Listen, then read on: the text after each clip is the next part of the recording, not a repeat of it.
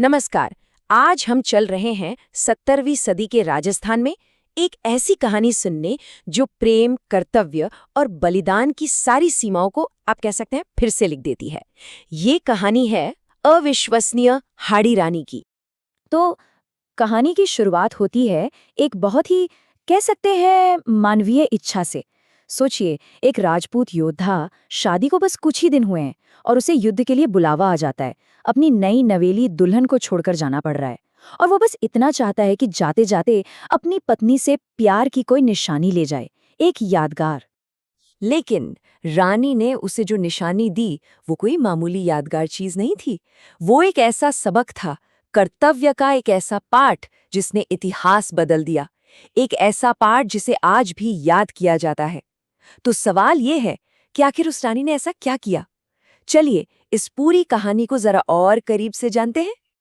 अच्छा, तो इस कहानी की जड़ें जुड़ी हैं एक बहुत बड़े टकराव से। एक तरफ था एक विशाल साम्राज्य और दूसरी तरफ एक राज्य। आइए पहले उस समय के सियासी माहौल को समझते हैं। तो देखिए, एक तरफ था मुगल साम्राज्य जिसका बादशाह था औरंगजेब।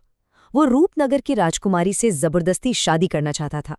और दूसरी तरफ था मेवाड़ का राज्य जिसके अगुवा थे महाराणा राज सिंह। उन्होंने कसम खाई थी कि वो राजकुमारी के सम्मान की रक्षा करेंगे। तो ये लड़ाई सिर्फ दो सेनाओं की नहीं थी, बल्कि दो अलग अलग सिद्धांतों की, दो विचारधाराओं की भी थी। तो जब बात आन बान शान पर आ गई तो महाराणा राज सिंह पीछे नहीं हटे। उन्होंने एक बहुत बड़ी मुगल सेना के खिलाफ जंग का ऐलान कर दिया और फिर उन्होंने अपने सभी सामंतों और सरदारों को मेवाड़ की रक्षा के लिए एक साथ आने का शाही फरमान भेजा। और बस इसी शाही फरमान के साथ हमारी कहानी का फोकस बड़े युद्ध के मैदान से हटकर एक योद्धा के दिल पर आ जाता है, उसके अंदर चल रहे एक बहुत बड़े संघर्ष पर, प्रेम और कर्तव्य के बीच का संघर्ष। जिन सरदारों को बुलाया गया था उनमें से एक थे चुंडावत सरदार। उनकी अभी अभी बिल्कुल नई नई शादी हुई थी तेजस्वी हाड़ी रानी से। और हाड़ी रानी सिर्फ खूबसूरत ही नहीं थीं, बल्कि बेहद समझदार और हिम्मत वाली भी थीं। अब अपनी नई नवेली दुल्हन को देखकर सरदार का जो युद्ध के लिए जोश था वो थोड़ा ठंडा पड़ गया। उनका मन भटकने लगा। मतलब एक तरफ प्यार था और दूसरी तरफ राजा के लिए कर्तव्य, और वो इन दोनों के बीच में जैसे फंस से गए थे। जुदाई का ख्याल ही उन्हें अंदर से कमजोर बना रहा था। पर हाड़ी रानी बहुत समझदार थीं। उन्होंने अपने पति के चेहरे पर ये बेचैनी, ये दुविधा तुरंत भांप ली।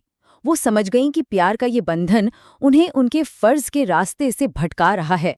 और यहीं से कहानी एक बहुत ही अहम मोड़ लेती है, जब हाड़ी रानी फैसला करती हैं कि वो अपने पति को उनके धर्म यानी उनके कर्तव्य का असली मतलब समझाएंगी।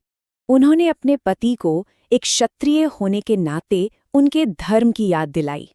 उन्होंने जो बातें कही वो सिर्फ शब्द नहीं थे, वो एक योद्धा के लिए प्रेरणा की आग थी।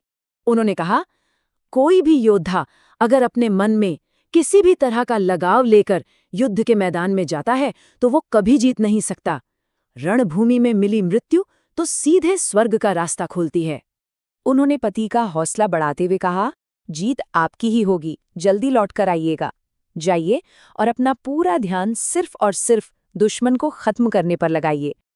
अब रानी की इन बातों को सुनकर सरदार युद्ध के लिए निकल तो पड़े, लेकिन उनका मन अभी भी पूरी तरह आजाद नहीं हुआ था। प्यार का वो बंधन अब भी उन्हें खींच रहा था और इसी कश्मकश में उन्होंने एक आखिरी निशानी मांग ली। वो कुछ दूर ही गए थे कि उनका दिल फिर बेचैन हो उठा। मन नहीं माना। उन्होंने फौरन एक दूत को वापस महल भेजा, अपनी रानी से उनकी याद के तौर पर कोई आखिरी निशानी लाने के लिए।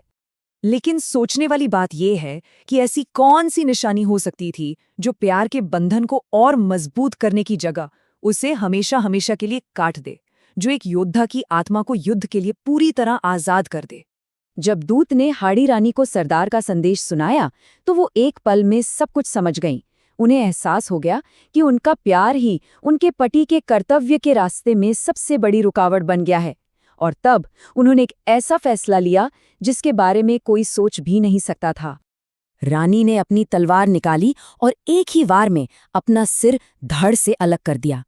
यही थी उनकी आखिरी निशानी, ताकि उनके पति दुनिया के हर मोह, हर बंधन से आज़ाद होकर सिर्फ और सिर्फ अपना राजधर्म निभा सकें।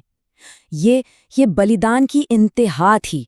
रानी के इस हैरत अंगेज बलिदान ने एक ऐसे योद्धा को जन्म दिया जो अब हर बोझ से मुक्त था और एक ऐसी विरासत पीछे छोड़ दी जिसे आज भी, सदियों बाद भी याद किया जाता है।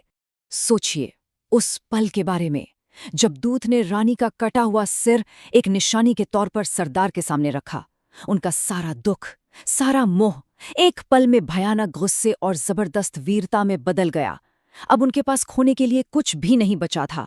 वो हर बंधन से आजाद थे और उनका सिर्फ एक ही मकसद था, दुश्मन का सर्वनाश। और इस कहानी के बाद निशानी शब्द का मतलब ही हमेशा के लिए बदल गया।